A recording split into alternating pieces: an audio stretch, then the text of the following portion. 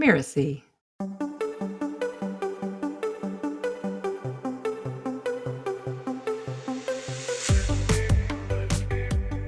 I curate who gets in. I do whatever I can to help members connect and have conversations and get to know each other. And then education, we all need to learn more and more. So I look to try to see how members can learn from each other. Hello, and welcome to Blowing Up, the podcast that shows entrepreneurs like you how other businesses exploded in the best possible way. I'm Linda Claire Puig, the founder and CEO of Six Figure Newsletters, and I'm here with my co-host, Ari Eni, the head of strategy for the ACES Business Acceleration Program at Mirasee. Hey there, Linda.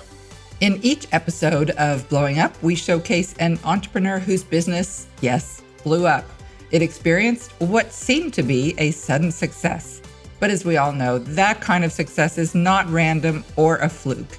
The company employed a specific strategy that caused its rapid rise in revenue. So today we're going to dive into that strategy so that you can learn from it and determine how you might apply elements of it to your business. In this episode, we look at JV partnerships, which can be a wonderful source of big business growth. If you're new to this, what's known as JV, or joint venturing, is a form of collaboration that gets you in front of other people's audiences with their endorsement. In this conversation, we're going to explore setting up your own community of JV partners. Our guest is Dov Gordon, founder of the Joint Venture Mastermind, otherwise known as JVMM, where high-caliber consultants and entrepreneurs meet potential JV partners and contribute to each other's business growth in many different ways. Welcome to Dov, and let's jump right into the conversation. I spent a number of years running around doing consulting for larger companies. And I made the decision that I was going to shift my focus to serve people around the world. Instead of running around locally, I was going to go online. And my question was, how do I find people who are potential clients? What I wanted to do was to do joint ventures because I'd studied joint ventures. And I thought to myself, where can I find people like myself who are direct marketing savvy to some degree? And we're interested in growing an audience, building our email list. But I was looking for people who took a long-term perspective, both with their email subscribers as well as their joint venture partners. I was looking for people who respected their audience. I only want to work with people like that. I joined several different online communities. And what I noticed was how every different community was unique. Everyone had its own flavor, its own energy, its own culture. Mm-hmm. I remember one of them was largely beginners, people just getting started, but it wasn't necessarily what I was looking for. And another community was largely full of backslapping, everyone telling everyone else how amazing they were. It's like, that's not what I want. I mean, not actually. You can only use a little bit of it, but yeah, right. I mean, yeah, I'm looking to grow. I don't need to be told how great I am all the time, just sometimes. I eventually decided to start my own community. I reached out to 5 or so people that I'd met online in different places, maybe some courses that I'd been on or a coaching program, I don't even remember. And I said, hey, look, this is what I want to do. Would you want to join? That's what I want to ask you about. So you initially did this to create for yourself a source of traffic, basically, of leads through other people, right? For your business, for your coaching business. Mm-hmm. Right. And then the joint venture partner community became your business. I just think that's really interesting. So do I. For people who are looking to generate more leads, who have a valuable product to sell, and they want to find more people to come and see their product, would you recommend step 1, see if there's another community out there? Or would you suggest actually starting to form a community and trying to build that network themselves? Well, obviously, there's no one right answer. I would definitely start by looking to see if you could find something that already exists, unless you feel that this is something you really want to do. You know, when I think about it, it's really amazing because they say like the best business is to do something that you would anyway do for free, right? So my business is now something I was doing for free for about 8 years or so. So you need to be somebody who really enjoys relationships, who really enjoys connecting to do something like what you're doing. Is that what I'm hearing? Absolutely. And I think that you also need to be completely comfortable knowing that not everyone's going to be a good fit for you. And that's totally fine. I don't have any written rules, really. Just be the kind of person that you'd want to be in a community with. I don't want to be writing up rules and then policing them. I'm not looking to control. I'm looking to facilitate. I'm looking to enable. My job is curation, conversation, education. I curate who gets in. I do whatever I can to help members connect and have conversations and get to know each other. And then education, we all need to learn more and more. So I look to try to see how members can learn from each other. When you're looking for the right people for JVMM, what are you looking for? And have you ever turned anybody away? Oh, yeah. I turn people away. Absolutely. I'm looking for a few things. First of all, fundamentally, I'm looking for people who are marketing and selling to small business entrepreneurs, coaches, consultants, agency owners, and so on, similar type businesses.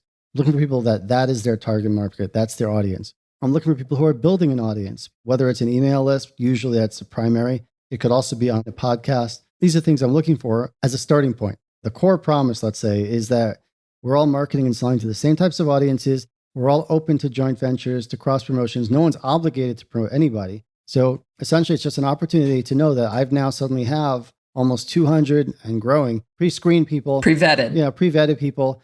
So I could identify 5, 10, 15, 20 people to be my core, and we could do a lot of business over the course of the next few years. And on top of that, I could ask any question I have about running my business or anything else that comes up 24 hours a day, 7 days a week. That's usually valuable. I actually think that curation process, that vetting that you do is a super important part of what you are offering because you're saving a lot of people time. Yeah. You're letting people know this is a community you can trust. Like there's a level of understanding for all the members in the group that everybody else is at a level of honesty and value and generosity. My point is that if I can't recommend you to my wife, my brother, my kids, my mother, my friends, if I can't recommend you, I can't have you in the group. There's a certain implied endorsement. People are relying on me to that. I'm assuming that generally, if someone were to start a community, they would need to bring in people who are at around the same size that they are.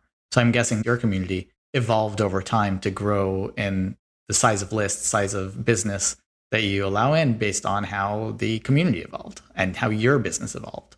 Is that true? Is that correct? Let's say it's mostly true. We have a pretty big range. We have people from low 6 figures to upper 7 and even a few in 8 figures. I found that people can support each other even if they're at different levels, but there does have to be a certain basis. There is a line where you have to at least be here, and then beyond that, people can make it work.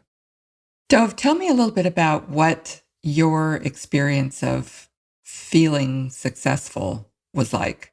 My experience of feeling successful. Well, I'm not going to lie. When did The it feeling occur to comes you? and goes. It's not like it always feels successful, right? What stands out is that when I made that decision to switch from free to paid, I was agonizing over that. I was afraid of losing everything. But I felt like it just had to be done. It was the right next step for the group and for myself. I consulted with some of the key members who I felt were key in advance and got their feedback. I had a certain number of people commit quietly. Yeah, I'm in.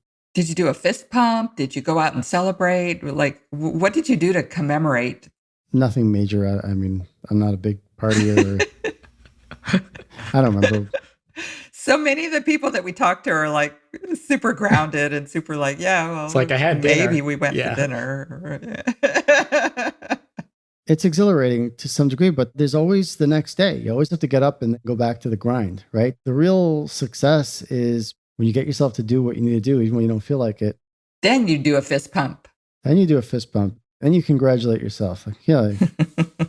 How long did it take for you to create the community and get it to a point where you felt like, okay, it's working? And working not necessarily in that, great, you got tons of new people on your list because you promoted people, but more that the community was actually working as a community. It was actually supportive of everyone in it. I think that defining working really makes a big difference. If you have 5 good people, then it'll work. It'll be way better than what you have with 0. You have to add people slowly over time so that they could become acclimated to what's going on, build relationships. I wouldn't want to add probably more than 8, 9, maybe 10 people in a month. I think that's the key right there, Dov, is relationships. Yeah. Relationship. That's our first value is relationships. Right. And the long-term view of it is what gives you the capacity to grow those relationships. If you join something with the intention of like, what can I get out of it right now? That's not going to be sustainable. Or trying to over build the long something term. with that intention. It's also not going to work. Right. It's really similar to any tactic. There's a learning curve, What maybe was surprising for you as you went through the process of growing your community? I think what was surprising is I have a tendency of assuming that other people are way ahead of me, smarter, better at this and that and everything. That's my own personal mental trash. And I still deal with that. But the more I talk to members and get to know people, I realize that everybody is struggling with something. Everybody is falling short of where they want to be, what they want for themselves on some way, in some level. When you really get to know people over time and you listen and you find ways that you can help them, it builds up my own confidence, builds up my own recognition that I have plenty to offer. That's encouraging. And it just gives me that push to keep moving and do more. So let's talk. I know personally how powerful it is to develop the kinds of collaborative relationships that Dov talked about. One group that I used to belong to even got together in person once a year, which was a total blast. So I want to wholeheartedly endorse this strategy. And I echo Dov's advice to look first to see if there's an existing JV group that you could join that would meet your partnering intentions. But if not, don't hesitate for a second to create one with your perfect partners. A big reminder, though, always make sure that the people you partner with serve a similar audience to you.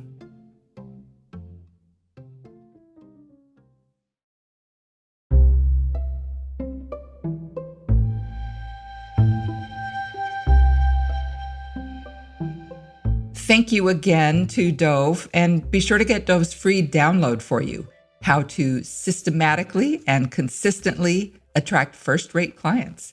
It's a concise and excellent manual that can save you years of marketing frustration. Dov used to sell this manual for $97, but you can get it for free by going to blowingup.rocks/Dov. That's blowingup.rocks/Dov. And that's D as in dog, O, V as in Victor.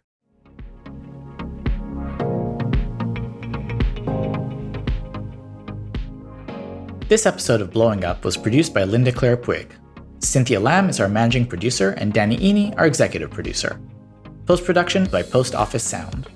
To make sure you catch all the really great episodes of Blowing Up, follow us on Apple Podcasts, Spotify, or wherever you're listening right now. And if you like the show, we'd love it if you could leave us a starred review or share the show with a friend. Thank you for listening, and we'll see you next time.